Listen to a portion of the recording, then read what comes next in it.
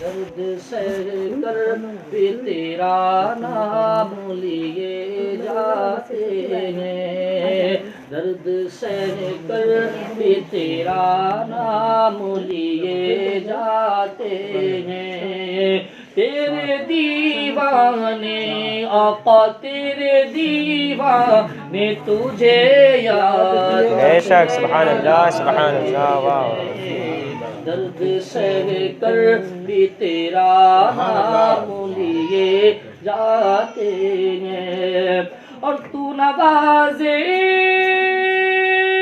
واہ واہ واہ واہ، نہ نوازے تیری مرضی جانا، تو نوازے نہ نوازے تیری مرضی مولا، ہم تو سجدے تیری چوکھٹ پہ کیے، بے شک، سبحان اللہ سبحان اللہ، واہ واہ، درد سہ کر بھی تیرا نام لیے جاتے ہیں، کہ شکر یہ تیرا رفو گر مگر اتنا تو بتا، شکر یہ تیرا رفو گر مگر اتنا تو بتا، کہ شکر یہ تیرا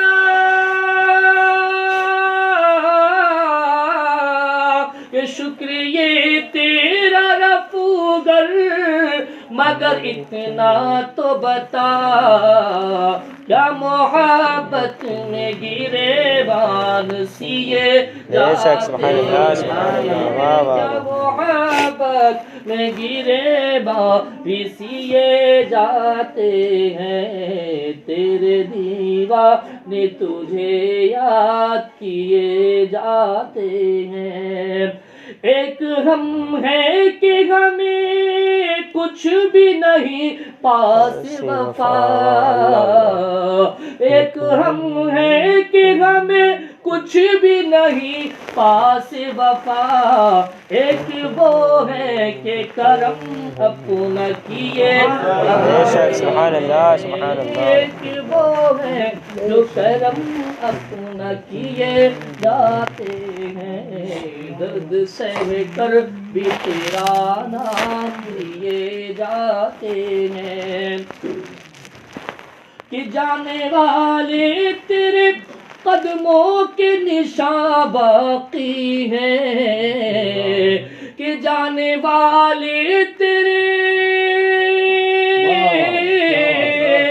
کہ جانے والے تیرے قدموں کے نشان باقی ہیں، ہم تو سجدے انہی راہوں پہ کیے جاتے بے شک، سبحان اللہ سبحان اللہ، ہیں، درد سہ کر بھی تیرا نام لیے جاتے ہیں، کہ اے فنا عشق کا دستور تجھے کیا معلوم، اے فنا عشق کا دستور تجھے کیا معلوم، عشق میں دل ہی نہیں سر بھی دیے، واہ، بے شک، سبحان اللہ سبحان اللہ، عشق میں دل ہی نہیں سر بھی دیے جاتے ہیں، درد سہ کر بھی تیرا نام لیے جاتے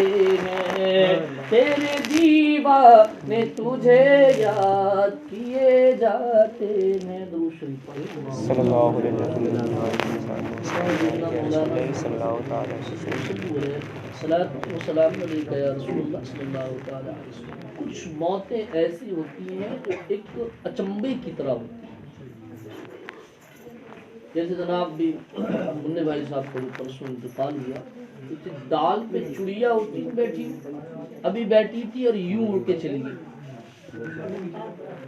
اب گئی اللہ جانے کہاں گئی پتہ ہی نہیں لگتا، اسی طرح ان کی زندگی کا مسئلہ رہا، گھر سے نکلے ہوٹل پہ پہنچے، وہاں سے چلے ڈاکٹر صاحب کی دکان کے قریب آئے، پیر میں ہلکی سی کچھ لگا، ایسا محسوس ہوا، وہیں گرے اور سامنے دکان، ہارٹ اٹیک یا کوئی دوسری وجوہات بن سکتی ہیں، اللہ رب العزت نے جب حضرت آدم علیہ السلام پیدا کرنے کا ارادہ تو کہا کہ اب میں دنیا میں انسان بناؤں. اس دنیا میں قریب 60,000 سال تک جناتوں کی آبادی رہی. یہاں پہ ہم 60,000 یا 65,000 سال تک. اور علماء لکھتے ہیں کہ 65 یا 70,000 سال کو انسانوں کی آبادی ہوئی ہے آدم سے لے کے اب تک. حضرت آدم علیہ السلام سے پہلے اس دنیا پہ جنات رہا کرتے. ان میں مال فساد ہونے لگی، لڑنے لگے، جھگڑنے لگے. پھر اللہ تعالیٰ نے انسانوں کو اس دنیا میں بھیجنا شروع کر دیا. تو حضرت آدم علیہ السلام کو پتلا بنانے کے لیے اللہ نے تمام حضرت جبریل علیہ السلام کو بھیجا کہ جبریل یعنی جاؤ، میں چاہتا ہوں کہ اپنا ایک خلیفہ اس دنیا میں بھیجو، اپنا خلیفہ بناؤ اپنے نور سے. حضرت آدم علیہ السلام کے مٹی کے لیے بنانے کے لیے حضرت جبریل علیہ السلام کو اسی زمین پر بھیجا. حضرت جبریل علیہ السلام کی زمین پر آئے، آپ کو مٹی اٹھانا چاہیے. مٹی رونے لگی، زمین روئی، گڑ گڑائی کہ اے جبریل تم جانتے ہو کہ جس مٹی سے مجھے اللہ پیدا کرے گا، کبھی آپ نے جانا کہ اس کے بچے بھی روتے ہوئے نظر آئیں گے، کبھی بلکتے ہوئے نظر آئیں گے.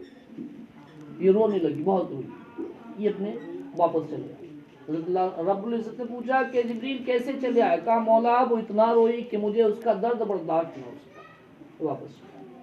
حضرت میکائیل علیہ السلام کو بھیجا، وہ بھی واپس چلے آئے. اسرافیل علیہ السلام کو بھیجا، وہ بھی چلے آئے. یہاں تک کہ کئی فرشتے گئے، بڑے فرشتے، وہ واپس چلے آئے. جب حضرت ملک الموت کو بھیجا، اسرائیل علیہ السلام جو ملک الموت ہے، حضرت اسرائیل علیہ السلام کو جب بھیجا، حکم دیا کہ اسرائیل اب تم جاؤ زمین سے مٹی لے کے آؤ، میں حضرت آدم کو پیدا کروں، اس کو پتلے کو بناؤں گا. وہ گئے لے کر آئے. پہنچے زمین پر تو یہ پھر رونے لگی، گڑ گڑانے لگی. کہا نہیں، میرے رب کا جو حکم ہے وہی ہوگا. آپ نے مٹی کو اٹھایا اور لے کے خدا کی بارگاہ میں حاضر. مولا یہ تمہیں خوف نہیں ہوا، اس کا درد محسوس نہیں ہوا؟ نہیں مولا، درد تو محسوس ہوا. جب وہ چیخی چلائی تھی مجھے تکلیف ہونے لگی، مگر مجھے اپنے رب کا وعدہ یاد تھا کہ جو میرے رب نے مجھے حکم دیا ہے وہ مجھے کرنا ہے. اے مولا تیرے حکم کے مطابق تیرے اسرائیل نے زمین سے مٹی لے کر تیسری بارگاہ میں آ گیا. اللہ نے کہا مولا اس سے تو انسان بنائے گا، اور انسان بنانے کے بعد میں یہ آپس میں لڑیں گے، جھگڑیں گے بھی. تو اللہ نے فرمایا اے اسرائیل میں تمہیں ایک کام سوچتا ہوں. وہ نے کہا کیا کام؟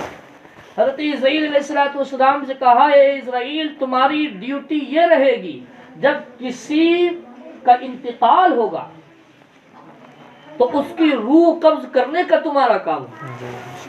جس کی زندگی کے دن مکمل ہو جائیں گے اور نہ وقت ادھر ہوگا نہ ادھر ہوگا، نہ ایک سیکنڈ ایک لمحہ ادھر نہ ایک لمحہ ادھر، جیسے اس کی زندگی کے دن پورے ہوئے، وقت مکمل ہوا، تو آپ جائیے اس کی روح کو نکالنے کا کام ہم تمہیں دیتے ہیں.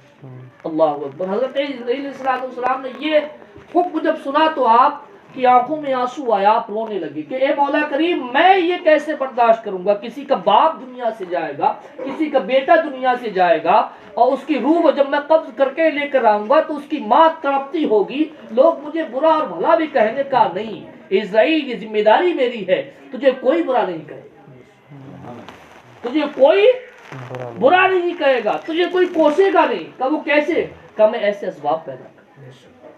کسی کی پیٹ میں تکلیف ہوگی، کسی کو اژدہا کاٹ لے گا، کوئی ڈوب جائے گا، کوئی جو ہے کسی کو آندھی یا طوفان میں جائے گا، یا کسی کو زلزلے میں کے سہارے سے اس کو موت آئے گی. کوئی نہ کوئی ایسا وسیلہ بناؤں گا جس کے ذریعے سے اسرائیل کے اوپر کوئی تہمت نہیں آئے گی، کوئی تجھے برا بھلا نہیں کہے گا، بلکہ وہ یہ کہے گا کہ فلاں گاڑی سے جا رہا تھا، اس کا ایکسیڈنٹ ہو گیا، اس کا انتقال ہو گیا، کسی کو اٹیک پڑ گیا، دل میں تکلیف پیدا ہوئی، اس کے دلوں میں دل کے ذریعے سے جو خون کا دوران چلتا تھا وہ خون کا دوران رکا، اس کا وہاں انتقال ہو گیا، کوئی پیٹ بیماری میں تھا، اس کی وجہ سے انتقال ہو گیا۔ اللہ اکبر، اللہ رب العزت نے ایسے وسیلے بنا دیے کہ جس کے ذریعے سے اسرائیل علیہ السلام کو لوگ برا نہ کہیں، اور زندگی کے دن جب پورے ہوتے تبھی موت۔ اب کوئی یہ کہے کہ نہیں